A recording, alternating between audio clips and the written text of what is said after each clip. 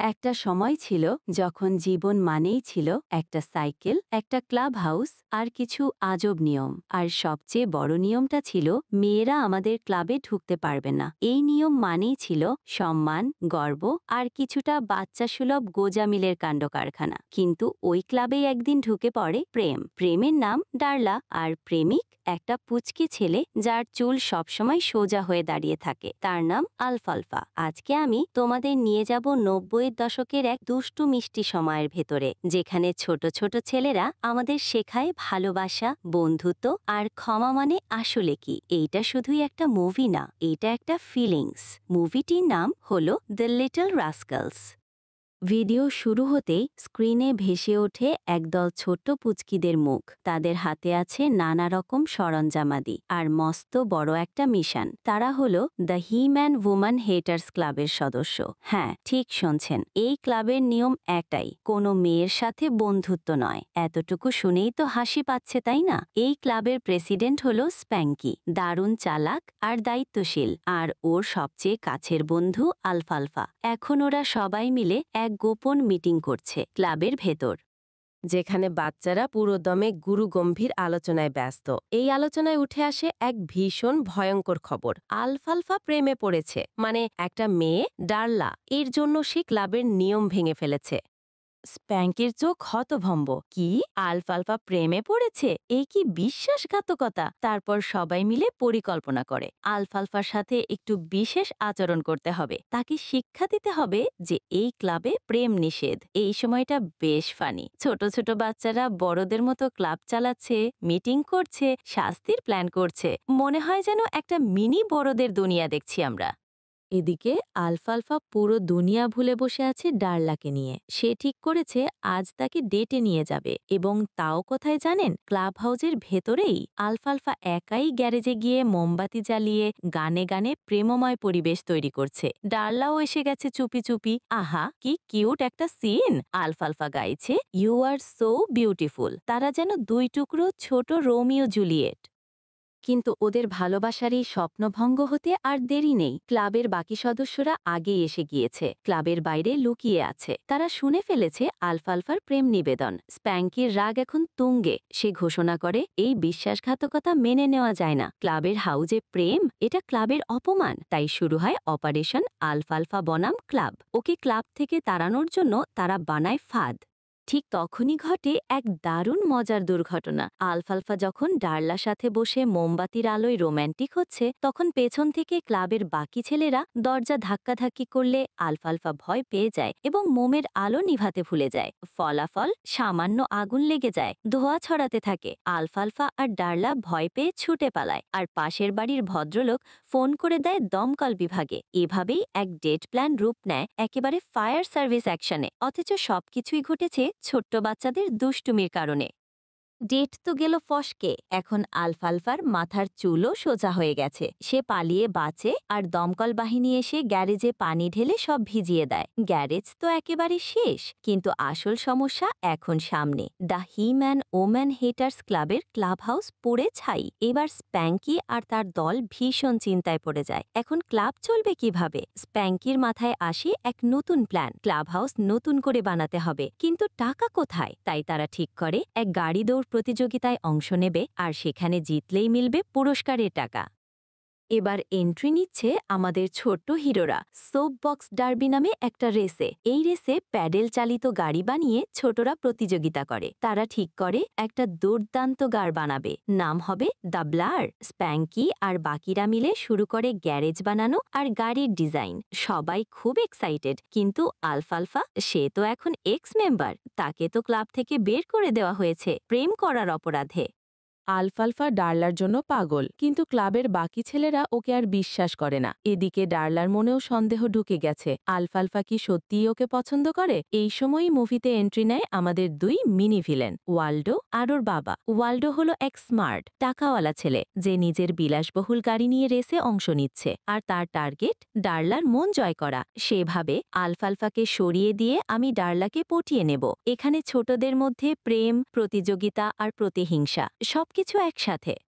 Waldo নিজের বাবার টাকার জোরে সব ফ্যাসিলিটিস পাচ্ছে, লাক্সারি গাড়ি, মেকানিক, সাজসজ্জা। আর স্প্যাঙ্কি আর তার দল কাঠ, টিন, চাক্কা যা পাচ্ছে তাই জোড়াতালি দিয়ে বানাচ্ছে তাদের দ্য ব্লাড। আলফালফা বারবার চেষ্টা করছে ক্লাবে ফিরে আসার, কিন্তু কেউই তাকে গ্রহণ করছে না। এমনকি সে চিঠি লিখে স্প্যাঙ্কিকে দেয়, আমি ডার্লাকে ভুলে যাব, শুধু ক্লাবে ফিরতে চাই। তবু স্প্যাঙ্কির মন গলে না।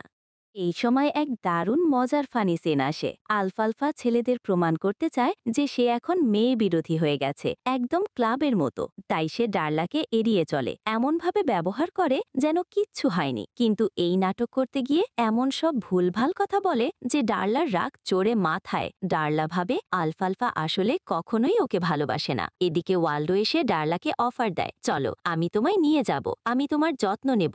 ডার্লা রাগে দুঃখে এবার ওর কথাই রাজি হয়ে যায়, আর এখান থেকেই শুরু হয় মূল প্রেম প্রতিযোগিতা আর ক্লাবের লড়াই। এখন আসল প্ল্যান হলো আলফালফাকে আবার দলের মধ্যে ফিরিয়ে আনা। কিন্তু স্প্যাঙ্কি মুখে বলে না না, ও তো মেয়ের দলে চলে গেছে। তবু মনে মনে সে জানে আলফালফা ছাড়া তাদের জেতা সম্ভব না। তাদের এই কনফিউশন, ভুল বোঝাবুঝির মধ্যে ঘাটে এক হাসির কাণ্ড। আলফালফা নিজেই ক্লাব হাউসে ঢুকতে যায় লুকিয়ে, আর পড়ে যায় কালো তেলের ড্রামে। পুরো শরীর কালো, একেবারে ভূতের মতো হয়ে যায়। ছেলেরা দেখে চমকে যায়, ভূত ভূত! এই দৃশ্যটা একেবারে পেট ধরে হাসার মতো। এবার স্প্যাঙ্কি আর তার দল বুঝে ফেলে আলফালফা আসলে সত্যি ক্লাবে ফিরতে চায়। সে ভুল করেছে, ঠিক আছে, কিন্তু সে এখনও তাদের বন্ধু। তারা সবাই মিলে আলফালফাকে আবার স্বাগত জানায় ক্লাবে। এই সিকোয়েন্সটা একদম হার্ডওয়ার্মিং। বন্ধুত্ব মানে তো এই, ভুল হলেও পাশে থাকা। আলফালফা আবার দলে ফিরেছে, আর এবার সে শুধু ক্লাব বাজাতে নয়, ডার্লার মন জেতার জন্য লড়বে। এদিকে ওয়াল্ডো চালাকির চূড়ায়। সে ডার্লাকে বলে, তোমার গান গাওয়ার সুযোগ আছে মঞ্চে, আমি ব্যবস্থা করে দিয়েছি। ডার্লা ভাবে আলফালফা ওর কথা ভুলে গেছে, তাই হয়তো ওয়াল্ডোর দিকেই যাওয়া উচিত। একটা বড় পারফরমেন্স ইভেন্ট চলছে, যেখানে ডার্লা গাইবে, আর আলফালফা জানেই না এই কথা। কিন্তু যখন সে শুনতে পায় ডার্লা মঞ্চে গাইবে ওয়াল্ডোর সাথে, তখন সে দৌড়ে যায় সেই জায়গায়, একেবারে সিনেমার মতন ক্লাইম্যাক্সে পৌঁছাতে। সে জানে এখন যদি কিছু না করে ডার্লাকে হয়তো হারিয়ে ফেলবে চিরতরে। আলফালফা দৌড়ে দৌড়ে এই শোতে পৌঁছে যায়। সে একরকম পাগলের মতো স্টেজের পেছনে ঢুকে, একটা মাত্র লক্ষ্য ডার্লার কাছে ক্ষমা চাওয়া। স্টেজের পর্দার আড়ালে সে দেখে ডার্লা আর ওয়াল্ডো একসাথে প্রস্তুতি নিচ্ছে। আলফালফা চুপচাপ দাঁড়িয়ে দেখে ডার্লার চোখে একটা দুঃখ, একটা অভিমান। তার মনে হয় আজ না বললে আর কখনো বলা হবে না। তাই সে হুট করেই ঢুকে পড়ে স্টেজে। পুরো হোল জুড়ে দর্শক চমকে যায়, এতটুকু ছেলে গান গাইতে আসছে। আলফালফা আর ডার্লার রিইউনিয়ন দেখে দর্শক তো খুশি, কিন্তু ওয়াল্ডো রেগে গিয়ে ঘোষণা দেয় রেসে দেখা হবে, সেখানেই প্রমাণ হবে কে সেরা। এবার ক্লাবের ছেলেরা একসাথে হয়, তাদের দল পুরো দমে তৈরি। আলফালফা আবার দলে, ডার্লা খুশি, আর এখন শুধু রেসের জন্য প্রস্তুতি। তারা সবাই মিলে ঠিক করে রেস হবে তাদের একমাত্র ফোকাস, এবং জিততেই হবে, কারণ এই জেতার মধ্যেই লুকিয়ে আছে ক্লাব হাউস ফেরত পাওয়ার আশা।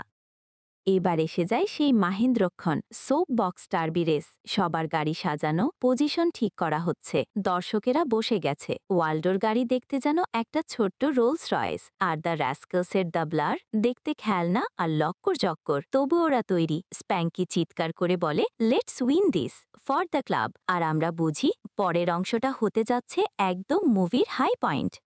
রেস শুরু, সব গাড়ি একে একে লাইন আপ করলো স্টার্টিং লাইনে। ওয়াল্ডো আর তার হেল্পাররা নিজেদের চকচকে গাড়ি নিয়ে পুরো ভিআইপি ভাব, আর দ্য ব্লার ওদিকে দাঁড়িয়ে আছে কাঠ টিনের গাড়ি, যেটার বডি ঘষলেই শব্দ হয়। তবু আলফালফা আর স্প্যাঙ্কির দলের চেহারায় ভয় নেই, আমরা হার মানি না।